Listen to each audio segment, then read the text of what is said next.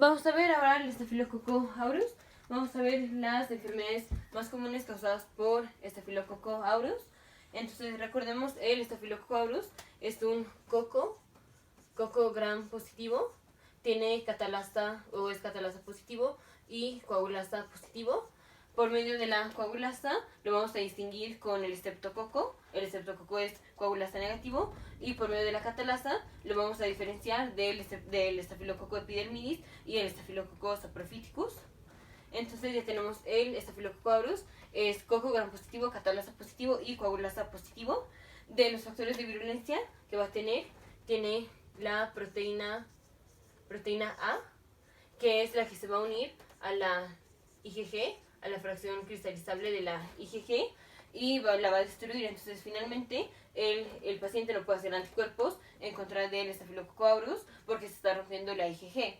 O también así se previene la opsonización del Staphylococcus aureus. Recordemos que la opsonización, o una de las maneras en las que se puede hacer la opsonización, es que tengamos una célula fagocítica como es el macrófago o puede ser el neutrófilo. Tenemos un anticuerpo, una inmunoglobulina que está unido a la bacteria. Aquí está el Staphylococcus aureus, aquí está el anticuerpo. Si la IgG se une a la célula, al macrófago o al neutrófilo, esto va a hacer que sea más fácil que el macrófago fagocite a la bacteria, aquí si no estuviera unido al anticuerpo, o sea, aquí si estuviera la bacteria, aquí, y aquí el neutrófilo o el macrófago. Entonces, el anticuerpo unido a la bacteria hace que sea más fácil que el macrófago fagocite al Staphylococcus aureus. Esto es opsonización. Entonces, si tenemos, o el Staphylococcus aureus tiene una proteína, la proteína A, que se une a la fracción cristalizable de la inmunoglobulina IgG, esto previene que la inmunoglobulina IgG se una al macrófago. Entonces, esto previene la opsonización. De las enfermedades más comunes que vamos a tener con Staphylococcus aureus, vamos a tener infecciones de la piel. Por ejemplo, podemos tener abscesos, ya sea por ejemplo un absceso de la piel, o podemos tener abscesos casi como cualquier órgano. Los abscesos más comunes son por Staphylococcus aureus. Vamos a tener abscesos, vamos a tener infección. Si tenemos infección del hueso o bueno, de la médula del hueso, esto va a ser osteomielitis. La causa más común de osteomielitis es el Staphylococcus aureus, a menos que el paciente tenga cierta condición, como si es un paciente con anemia de células falciformes, entonces ya es otro microorganismo, pero como regla general, la causa más común de osteomielitis es el Staphylococcus aureus. Podemos tener, el paciente puede tener parotitis. Parotitis se le puede obstruir o se le puede hacer un absceso en el ducto que drena la glándula parótida. Entonces va a tener ahí un absceso. Aquí esto bien los abscesos. En general, es un paciente que estuvo hospitalizado mucho tiempo y que está deshidratado. Y si estuvo, por ejemplo, en un ventilador, la causa más común de una parotiditis, o bueno, de una inflamación o que se obstruya el ducto que drena la parótida, va a ser Staphylococcus aureus. Esto es generalmente en pacientes grandes y hospitalizados. Otra infección que podemos tener con el Staphylococcus aureus va a ser en piel, son los carúnculos, que son forúnculos, o sea, tenemos como un absceso, y varios abscesos van a ser un forúnculo, y ahora varios forúnculos van a ser un carúnculo, que es como un absceso pero enorme y súper rojo, que finalmente se va a drenar. Otra infección que podemos tener va a ser endocarditis, una endocarditis bacteriana. Si es una endocarditis bacteriana, van a ser en pacientes como sanos, o sea, en pacientes que no tienen daño a las válvulas. Entonces esta va a ser una endocarditis aguda, no va a ser subaguda, va a ser una endocarditis aguda, porque va a infectar a válvulas que estén bien, que están normales. También es la causa más común de endocarditis en los pacientes que usan drogas intravenosas. Otra infección, también podemos tener neumonías adquiridas por comunidad con Staphylococcus aureus, ya sea Staphylococcus aureus sensible a meticilina, o puede ser con Staphylococcus aureus resistente a meticilina, con el MRSA. Otras cosas vamos a tener, ya vemos pulmón, corazón, hueso. Podemos tener, ya vemos abscesos en cualquier como parte. Podemos tener el shock syndrome toxin, que va a ser un síndrome por activación del sistema inmunitario. Esto va a ser, tenemos el macrófago, que está expresando su MHC, y aquí tenemos el linfocito T, que está expresando o va a reconocer al MHC por medio del CD4. Aquí tenemos MHC2. Cuando esto pasa, recordemos que el macrófago está expresando su MHC2, pero tiene un antígeno que le está presentando al linfocito T. Aquí está el antígeno, que es una proteína, un cacho de proteína de una bacteria.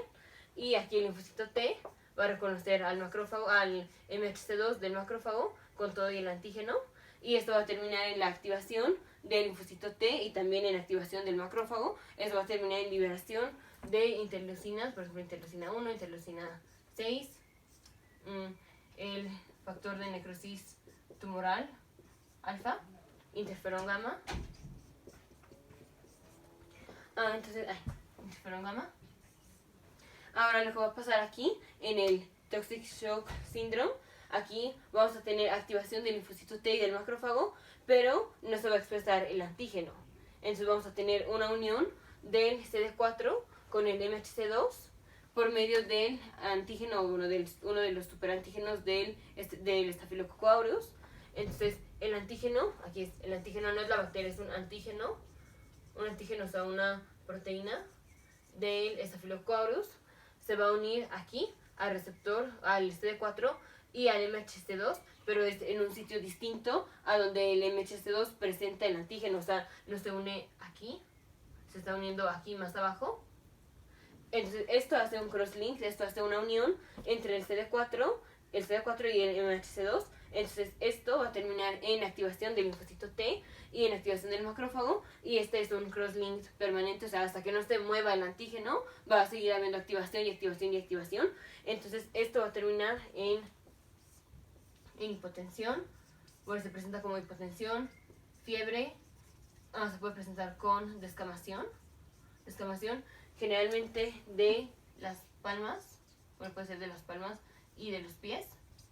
Vamos a tener aumento de las bilirrubinas y aumento de las transaminasas.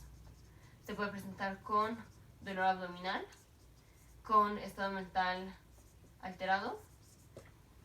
Esto en general se da en los pacientes que tienen o que usan cosas en donde están infectadas con el Staphylococcus aureus. Cosas me refiero, por ejemplo, cuando un paciente está sangrando en la parte posterior de la nariz, a veces se les ponen como unos tapones, y estos tapones, si no se cambian con frecuencia, se pueden colonizar con Staphylococcus aureus, y como el paciente está sangrando, entonces ahí es un medio de cultivo para que crezca el Staphylococcus aureus. Entonces, por ejemplo, esos pacientes, los pacientes que sangran en la parte posterior de la nariz y se ponen unos tapones, o sea, un tapón de Kleenex o así, esos pacientes tienen riesgo de hacer este síndrome, el Toxic Shock Syndrome. Ahora, a diferencia de un síndrome parecido que va a ser causado por el Streptococcus pyogenes, no es, o la descamación no es dolorosa, porque cuando veamos el Streptococcus vamos a ver que ahí sí es doloroso. Aquí, en el Toxic Shock Syndrome del Staphylococcus aureus, no es dolorosa.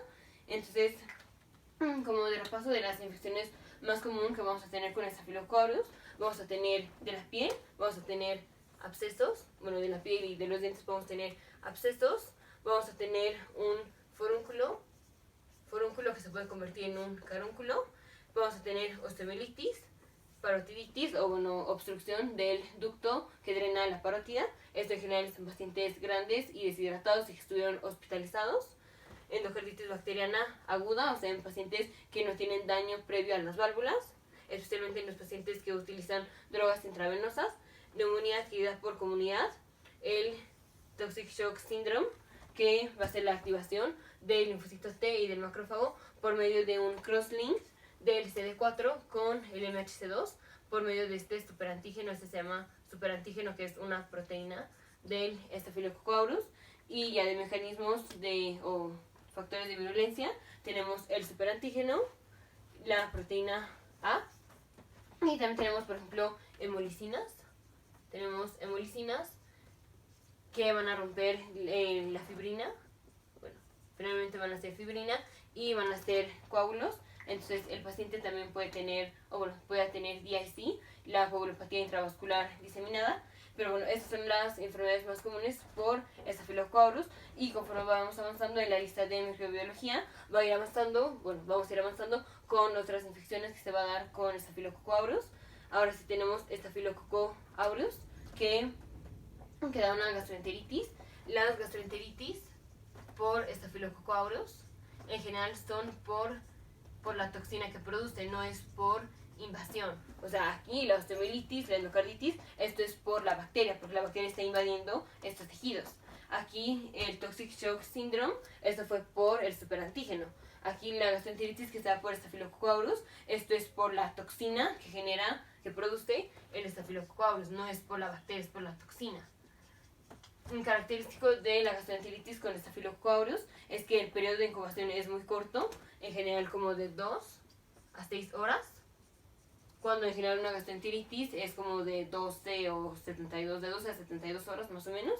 Aquí el periodo de incubación es de 2 a 6 horas después de que ingiere la toxina, no la bacteria. O sea, es por ejemplo un paciente, una persona que estaba comiendo en la calle y la comida está contaminada, pero no con la bacteria, sino con las toxinas de la bacteria. Entonces ingiere la toxina ya formada, y esto toma de 2 a 6 horas para que se desarrollen los síntomas de gastroenteritis. Entonces, de tratamiento para el Staphylococcus aureus, ya dependiendo de qué enfermedad tenga el paciente, si es una gastroenteritis, esto en general se resuelve sin tratamiento, entonces no le vamos a dar tratamiento para la gastroenteritis. Si tenemos, por ejemplo, una infección leve de la piel, leve, vamos a dar un pirocina. Si tenemos, por ejemplo, una endocarditis bacteriana, podemos dar una ampicilina o una penicilina que nos cubren contra los cocos gram positivos. Si tenemos una infección con el Staphylococcus aureus resistente a meticilina con el MRSA, depende si es una infección con MRSA pero leve o una infección severa. Si es una infección leve me refiero, por ejemplo, a una infección de la piel o una neumonía adquirida por comunidad. Si tenemos una infección con MRSA y es una infección de la piel o una neumonía adquirida por comunidad, para MRSA podemos dar, por ejemplo, clindamicina o podemos dar doxiciclina. Pero si es una infección severa, ya sea como una bacteremia o, por ejemplo, que esté involucrado el corazón, o sea, una endocarditis con Staphylococcus aureus que sea resistente a meticilina, o, por ejemplo, una osteomielitis. Una osteomielitis podrá ser más o menos leve, pero si es la sangre, una endocarditis, o sea, la sangre, el corazón y el cerebro, una infección de estos órganos con MRSA, con Staphylococcus aureus resistente a meticilina, entonces vamos a dar vancomicina. Si la vancomicina no sirve, damos linezolid o daptomicina. Si esto no sirve, vamos a dar tigeciclina. Si la tigeciclina no sirve, vamos a dar ceftarolina, que es una cefalosporina de quinta generación, la única que tiene actividad en contra del MRSA. Y si ceftarolina no sirve, ya vamos a dar doxiciclina. Entonces esto es como un resumen de las infecciones que vamos a tener con el Staphylococcus aureus o con el Staphylococcus aureus resistente a meticilina. Tenemos infecciones daños o enfermedades que son causadas por la bacteria, que es la piel, la osteomielitis, la parotiditis, puede ser la endocarditis y la neumonía adquirida por comunidad. Tenemos las enfermedades que son producidas por la toxina, que es la gastroenteritis, y la que es producida por el antígeno, que va a ser el Toxic Shock Syndrome. Te vemos en el siguiente video.